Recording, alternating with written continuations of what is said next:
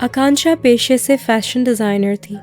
जब उसे मुंबई जाने का मौका मिला एक बुटीक के लिए काम करने, तो दिल्ली छोड़ के मुंबई शिफ्ट होने का डिसीजन लेने में उसे ज़्यादा वक्त नहीं लगा।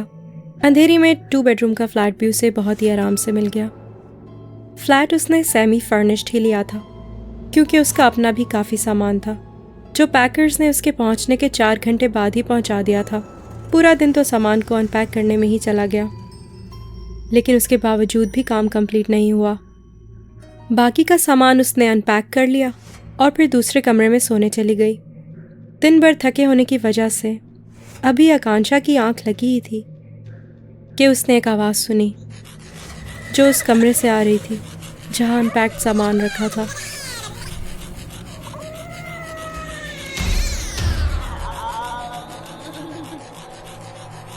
आकांक्षा जब दबे पांव कमरे में पहुंची तो उस वक्त भी उसे वही आवाज़ सुनाई दे रही थी। उसने कमरे की लाइट जैसे ही जलाई, उस आवाज़ का आना बंद हो गया।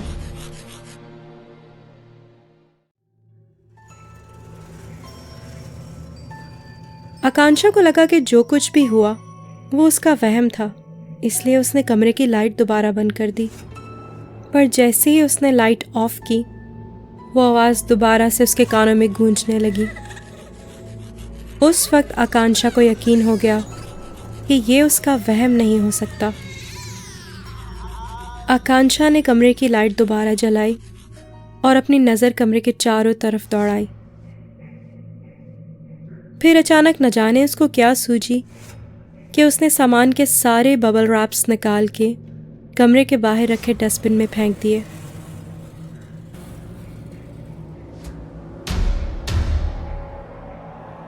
कमरे की लाइट ऑफ करने जब वो दोबारा गई तो उसने ज़मीन पर 2 परछाइयां देखी, जिनमें से एक परछाई चलते हुए कमरे से बाहर चली गई।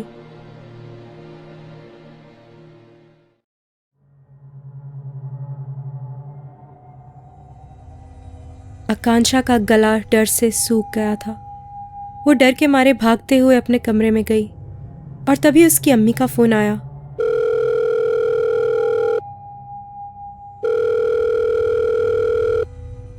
नेटवर्क में शायद कोई प्रॉब्लम होगी, इसलिए 3-4 बार कॉल ड्रॉप हुई और उसके बाद जाके माँ से बात हो पाई। आकांक्षा ने रोते रोते सारी बात अपनी माँ को बताई, जिसे सुन के माँ ने कहा कि बेटा, इसमें घबराने की कोई बात नहीं है। आइंदा से जब भी तुम्हें इस तरह किसी बात पे डर लगे तो घर की खिड़कियाँ थोड़ा थोड़ा खोल देना, ताकि ताज़ा हवा घर के अंदर आए। इससे तुम्हारी तबीयत में बहुत फ़र्क पड़ेगा। और जब भी डर लगे तो हर दिन ये करना। काफ़ी देर अपनी माँ से बात करने के बाद आकांक्षा को भी दिल ही दिल में थोड़ा सुकून मिला और उसकी आंखों में हल्की हल्की नींद बढ़ने लगी थी। तभी उसने फ़ोन रखा और सोने चली गई। अभी रात इतनी ज़्यादा नहीं हुई थी, सिर्फ 11 ही बजे थे। पूरे घर के सन्नाटे को सिर्फ एक ही चीज़ तोड़ रही थी, और वो थी घड़ी की आवाज़।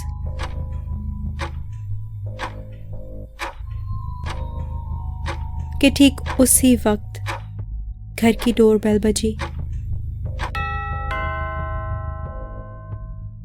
आकांक्षा डरी हुई तो थी ही और सोच रही थी कि क्या पता कौन हो दरवाजे पर।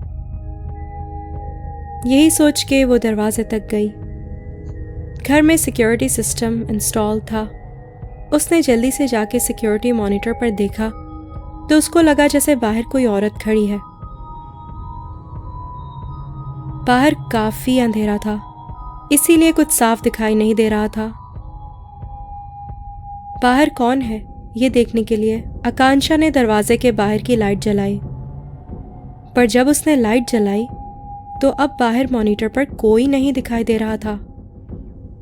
आकांक्षा ने जैसे ही बाहर की लाइट स्विच ऑफ की, उसे मॉनिटर पर फिर से बाहर खड़ी कोई औरत दिखाई दी और साथ ही कानों में डोरबेल की आवाज।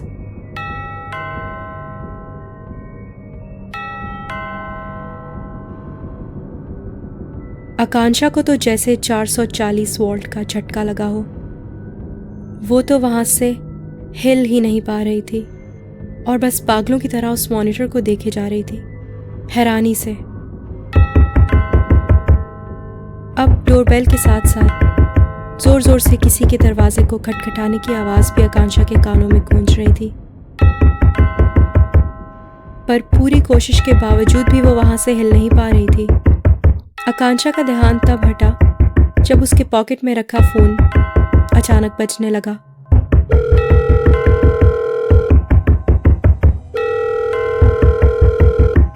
फ़ोन आकांक्षा की माँ का था। आकांक्षा ने जैसे ही फ़ोन उठाया, डोरबेल की आवाज़ और दरवाजे को खटखटाने की आवाज़ अचानक बंद हो गई। आकांक्षा ने फ़ोन उठा के जल्दी से अपनी माँ को सारी बात बताई। आकांक्षा बहुत ज़्यादा घबराई हुई थी और उसकी आवाज़ तो जैसे डर के मारे कांप रही हो। आकांक्षा की माँ ने आकांक्षा की हालत को देखते हुए कहा कि बेटा, इस तरह घबराने से कुछ नहीं होगा, तुम्हारी तबीयत और ख़राब हो जाएगी। इस बात से फ़ौरन अपना ध्यान हटाओ।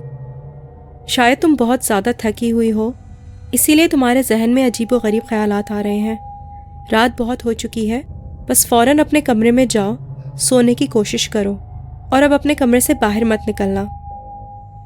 आकांक्षा फ़ौरन से अपने कमरे में गई और उसने अपनी माँ से कहा कि पर आपने इस टाइम पे फ़ोन क्यों किया? तो माँ ने कहा कि पता नहीं क्यों मेरा दिल घबरा सा रहा था। मुझे ऐसे लगा कि जैसे तुम किसी मुसीबत में हो, इसलिए मैंने तुम्हें फ़ोन कर लिया। सारी रात आकांक्षा की आंखों से नींद गायब थी। बड़ी मुश्किल से आकांक्षा की आंख लगी। अगले दिन सुबह उठकर आकांक्षा ने पहला काम ये किया कि घर के सारे कमरों की खिड़कियां खोल दी और उसके बाद बेफिक्र होकर उसने सारा सामान अनपैक किया और दोपहर तक चीज़ें सेटल करके टीवी देखते हुए सिलाई मशीन पर सिलाई का काम करने लगी।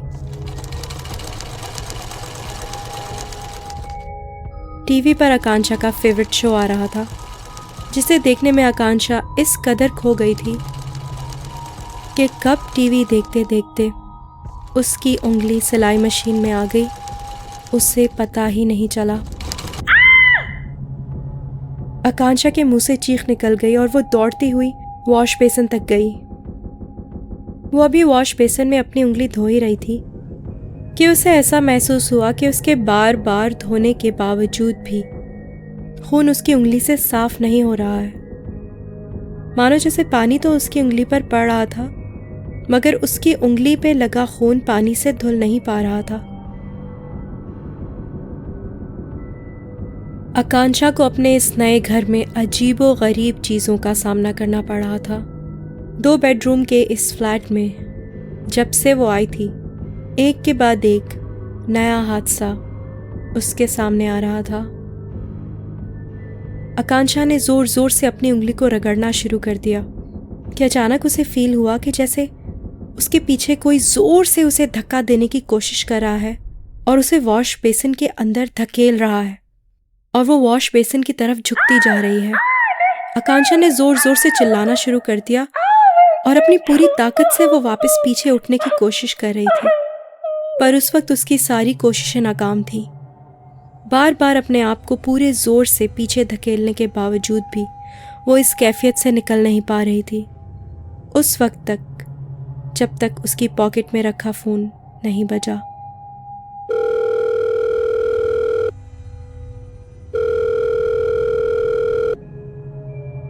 फ़ोन बजने के साथ ही सब कुछ वापस नॉर्मल हो गया। आकांक्षा भागते हुए कमरे में गई और फ़ोन उठाया। फ़ोन फिर से उसकी माँ का था। आकांक्षा ने रोते रोते अपनी माँ को सारी बात बताई। ये सुनते ही उसकी माँ ने कहा कि आकांक्षा, तुम फिक्र मत करो, मैं 2 दिन में वहाँ पहुँचने की कोशिश करती हूँ। ये सुनकर आकांक्षा की जान में जान आई। उस वक्त तक आकांक्षा की उंगली से खून निकलना बंद हो चुका था। फौरन आकांक्षा ने अपनी उंगली की मरहम पट्टी की और साथ ही उसने ये रियलाइज़ किया कि जिस कमरे में वो सोती है, अभी तक उस कमरे में उसके साथ ऐसा कोई अजीबोगरीब वाक़या नहीं हुआ। बस इसी एक बात का सुकून था उसे। फिर उसी दोपहर को वो सोने चली गई। अभी दोपहर को उसकी आंख लगी ही थी कि उसने सोते सोते अपने कानों में एक आवाज सुनी।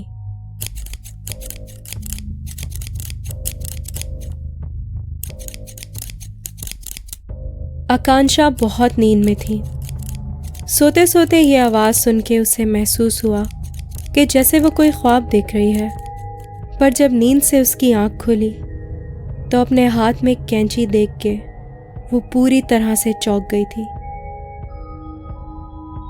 उसने अपने बेड की साइड टेबल पर रखे हुए लैंप को ऑन किया तो उसके पैरों से जैसे जमीन निकल गई। पूरे कमरे में बाल ही बाल बिखरे पड़े थे। आकांक्षा के चेहरे पे खौफ तारी हो गया। उसने जल्दी से अपने सर पे हाथ फेरना शुरू कर दिया तो उसके लंबे खूबसूरत बाल उसे जगह जगह से कटे हुए महसूस हुए। अपना ऐसा हाल देख के वो पागलों की तरह चीखने लगी और जोर जोर से रोने लगी। तभी उसकी माँ का फोन आया।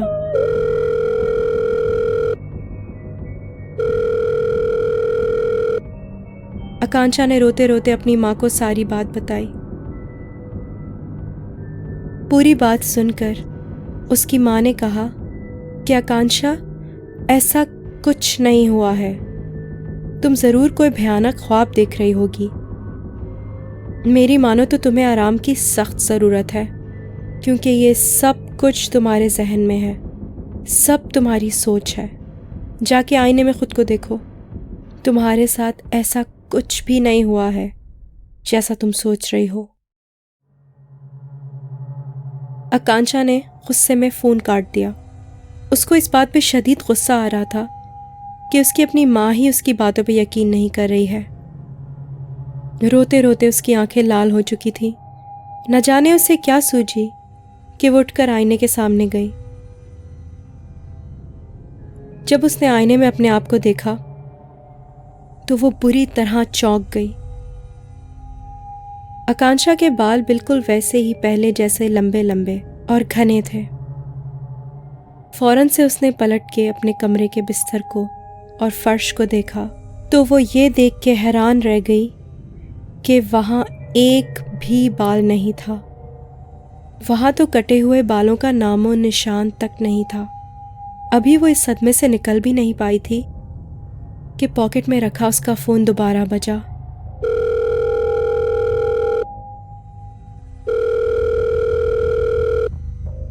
इस बार फ़ोन आकांक्षा के डैड का था, जो उसकी आवाज़ सुनते ही समझ गए थे कि कुछ तो है जो सही नहीं है। उनके पूछने पर आकांक्षा ने उन्हें सारी बातें बताई और ये भी बताया कि अगर मॉम नहीं होती और ठीक वक्त पे उनका फ़ोन नहीं आता तो शायद वो इन्हीं मुसीबतों में अटकी रहती। ये सुनते ही आकांक्षा के डैड ने एकदम चीखते हुए गुस्से से आकांक्षा को कहा, आकांक्षा, कितनी बार मैं तुम्हें समझाऊंगा, तुम क्यों नहीं इस चीज को मान लेती कि तुम्हारी माँ मर चुकी है। हाँ, ये अच्छा है कि तुम्हारी माँ हमेशा तुम्हारे साथ है, तुम्हारे ख्यालों में, मगर इस तरह एक मरे हुए इंसान को हकीकत का नाम देना तुम्हें पागल कर देगा। ये तुम्हारी बीमारी बनता जा रहा है। मैं हर दिन तुम्हें इस तरह पागलों की तरह नहीं समझा सकता कि तुम्हारी माँ मर चुकी है, मान लो ये बात। आकांक्षा ने रोते रोते फ़ोन डिस्कनेक्ट किया और उसके बाद अपनी रिसीव्ड कॉल्स की लिस्ट चेक की तो उसमें माँ का कोई नंबर ही नहीं था। अपनी इन्हीं उलझनों में आकांक्षा मज़ीद उलझती चली जा रही थी। जो कुछ भी उसके साथ हो रहा था ये समझने की कोशिश करने लगी, पर लाख कोशिशों के बावजूद भी उसको कुछ समझ नहीं आ रहा था। उसने रात का खाना भी नहीं खाया और भूखे पेट ही सो गई। पूरे कमरे में दोबारा एक अजीब सी आवाज़ गूंजने लगी, जो आकांक्षा अपने कानों में साफ साफ सुन पा रही थी। ये आवाज़ उसके फ्लैट के सेकंड बेडरूम से आ रही थी। आवाज़ बढ़ती जा रही थी। आकांक्षा ने हिम्मत की और उठ के दूसरे कमरे की तरफ गई। आकांक्षा ने डरते डरते कमरे की लाइट जलाई तो आवाज़ तो बंद हो गई, पर उसकी नज़र जब ज़मीन पर पड़ी तो उसने ज़मीन पर दो परछाइयां देखी। वो डर के मारे भागते हुए अपने कमरे में गई और अभी उसने अपने कमरे का दरवाज़ा बंद किया ही था कि पॉकेट में रखा उसका फ़ोन बज उठा।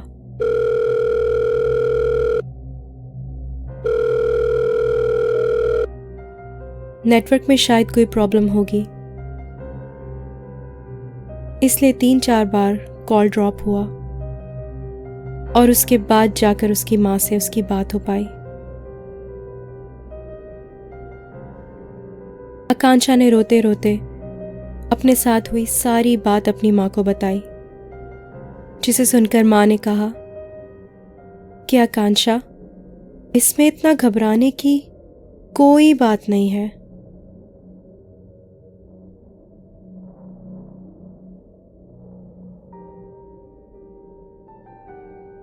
आकांक्षा की ये हालत या तो उसकी बीमारी थी या फिर उसका दिमाग उसके साथ खेल खेल रहा था, क्योंकि उसकी माँ की बात उसके अलावा और कोई नहीं सुन पाता।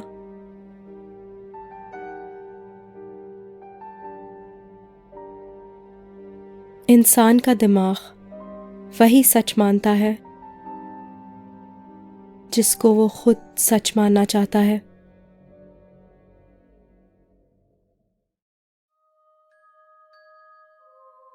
मेरी आवाज़ में और कहानियाँ सुनने के लिए सब्सक्राइब कीजिए मेरा YouTube channel horror stories Hindi Urdu and share this video to support me, ताकि मैं आपके लिए और कहानियाँ बना सकूँ।